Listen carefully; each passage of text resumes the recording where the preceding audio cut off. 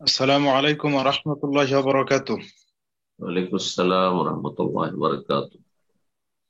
শেখ কি কেমন আছেন? অবস্থা? আলহামদুলিল্লাহ। বলো। জি শেখ, আজকে আমার একটা প্রশ্ন হলো, যেহেতু আমরা মসজিদে ইমামতি করি সেই হিসাবে এই কেন্দ্রিক প্রশ্ন। হম। তো প্রশ্নটা হচ্ছে যে আমাদের কাছে অনেক সময় মানুষ তেল পানি ইত্যাদি পড়ে নেওয়ার জন্য আসে। হম। তো সেক্ষেত্রে শারঈ বিধানটা কি জানতে চাই। এক্ষেত্রে আমরা দেখি যে অনেক সময় মানুষ তার জমির যে ফসল রয়েছে বা হম। গাছের ফল রয়েছে, এই ফলগুলো অনেক সময় পচে যায় বা ছোটই হম। থাকে, বড় হতে চায় না। এই জাতীয় কারণগুলোকে সামনে রেখে অনেক মানুষ পানি নিয়ে আসে, তেল নিয়ে আসে। তো এক্ষেত্রে হম। এগুলো করে দেওয়ার বিধান সম্পর্কে একটু জানতে চাচ্ছি শেখ।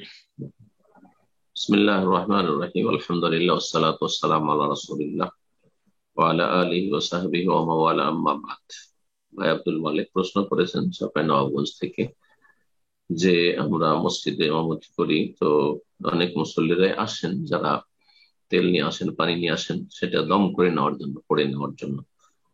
আর অনেকে বলেন যে আমাদের জমি জায়গায় ফসল ইত্যাদি সেগুলি খারাপ হয়ে যাচ্ছে। মূলত আসলে বদনজর লাগা হতে পারে, সেটা আইন আসলে হাদিসে আল আইন হাক্কুন, নবী সাল্লাল্লাহু আলাইহি ওয়াসাল্লাম বলেছেন। বদনজর লাগা সেটা হতে পারে। আর অনেক সময় হয়তো বদনজর থাকে না, বিভিন্ন কারণ হতে পারে, প্রাকৃতিক আল্লাহর সৃষ্টিগত কারণ, বিভিন্ন কারণ হতে পারে, কিন্তু মানুষের আওহাম যেটাকে বলা হয়, মানে ভ্রম। জি। মানুষ যেটা খেয়াল করে সেটার পিছনে মানুষ ছুটে আসলে। কারণ এইরকম অনেকের ক্ষেত্রে হয়ে থাকে, সবসময় আসলে বদনজর থাকেও না। এই যে যথাসাধ্য অস্ত্রসা থেকে আর খুব বেশি বদনজরের সন্দেহ করা থেকে বাঁচতে হবে, এটা একটা বিষয় এখানে। আর মূল বিষয় হচ্ছে তেলে পানিতে ফুক দেওয়ার বিষয়। ঠিক তেলে পানিতে নবী সাল্লাল্লাহু আলাইহি ওয়াসাল্লাম থেকে যা প্রমাণিত, মানুষ অসুস্থ হলে শরীরে ফুক দেওয়া সরাসরি, হ্যাঁ। আর এই ক্ষেত্রে সবচেয়ে উত্তম হচ্ছে নিজেকে রুকিয়া করা, নিজেই পড়ে নিজেকেই দম করা, নিজেকে ফুক দেওয়া। জি। কানা রাসূলুল্লাহ সাল্লাল্লাহু আলাইহি ওয়াসাল্লাম ইয়ারকি নাফসাহ, নিজেকে করতেন। জি। এটা হচ্ছে সুন্নাহ, উত্তম। কিন্তু অন্যের উপকার করা যায়, অন্যের উপকার করা যায়।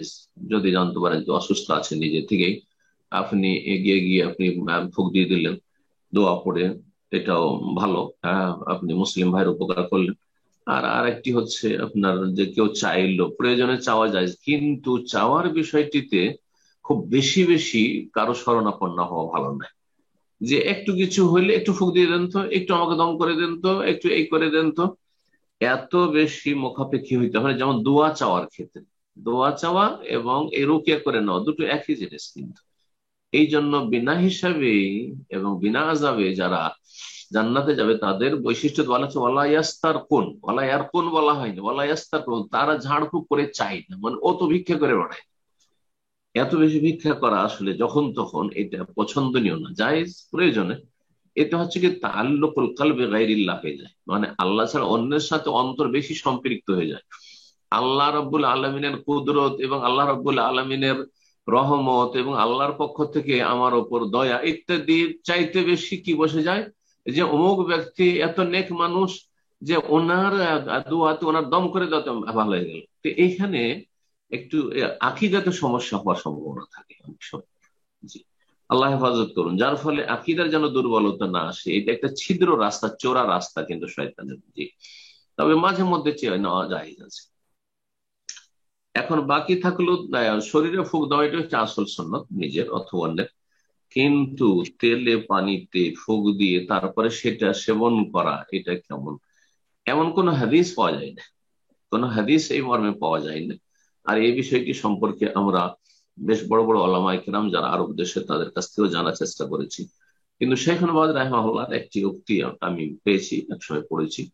সেটা হচ্ছে যে, যেহেতু আহ হাদিস দ্বারা প্রমাণিত বা রোগীর শরীরে দম করা, ফুঁক দেওয়া, আর সেটা অনেক সময় রোগীকে সামনে নিয়ে আসা সম্ভব নয়, হয়তো মহিলা পুরুষের ব্যাপার স্যাপার আছে, অথবা দূরে আছে রোগী। আহ আর পানি আর তেল হলে এটা সম্ভব, হয়তো দম করে দিয়ে পৌঁছে দেওয়া হলো বা পাঠিয়ে দেওয়া হলো বা নিয়ে যাওয়া হলো, তো এটা সম্ভব, যার ফলে এটি জায়েজ। এখানে আরেকটি সংশয় থেকে যায় যে ভিতর থেকে যে মানুষের শ্বাস বেরোয় ফুক, সেটা তো আসলে দূষিত। তো এটা না করলে কেমন উপকার হয়? হ্যাঁ, এটা করলে উপকার হইতে পারে। শেখ বিন বাজ রাহিমাহুল্লাহ বলেছেন, যখন কোরআনী আয়াত তেলাওয়াত করছেন, আল্লাহর নাম নিচ্ছেন, অথবা সুন্নতি কোনো দোয়ায় মাসুরা পাঠ করছেন, আর তারপরে যখন রকিয়া দম করছে, ফুঁক দিচ্ছেন, তখন সেটাতে সেই দোয়ার বরকত যাচ্ছে, ওই ব্যক্তির বরকত না, দোয়ার বরকত। সেজন্য সেটা আর অপকারী থাকে না, উপকারী। কিন্তু এমনিতে গরম চা, গরম পানি, কোনো কিছু সেটা ঠান্ডা করার জন্য ফু দেওয়া হাদিসে নিষেধ রয়েছে।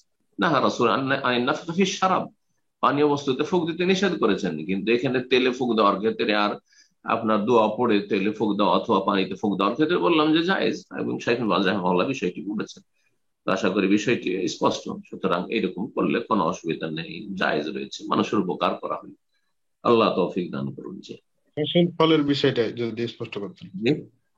ফলমূলের ফসল ক্ষেত্রে বদনজর দূর করা যেতে পারে রুকিয়ে করে। তো সুতরাং ওই নিয়ত নিয়ে গিয়ে পানি নিয়ে গিয়ে মনে করে যে আর অন্য পানিতে ছিটিয়ে দিলাম, অল্প পানি দম করে নিয়ে গিয়ে তারপরে জমিতে ফসলে ছিটিয়ে দিলাম, যদি পরে জায়েজ রয়েছে, অসুবিধা নেই আশা করি।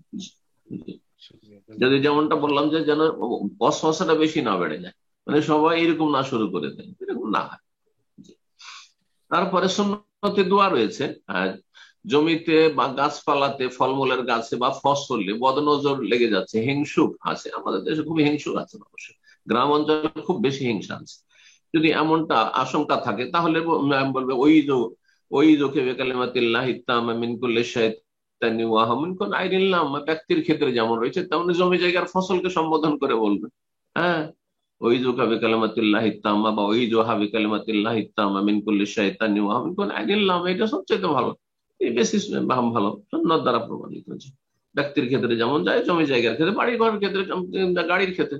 আমি আলহামদুলিল্লাহ গাড়ির ক্ষেত্রে, বাড়ির ক্ষেত্রে পড়ি ওই জোহা বেকালিমাতিল্লাহ, ওই জো বাইতি বেকালিমাতিল্লাহি তাম্মা, ওই জো সাইয়ারাতি বেকালিমাতিল্লাহি তাম্মা মিন কুল্লি শাইতানি ওয়া মিন কুল্লি আইনিন লাম্মা।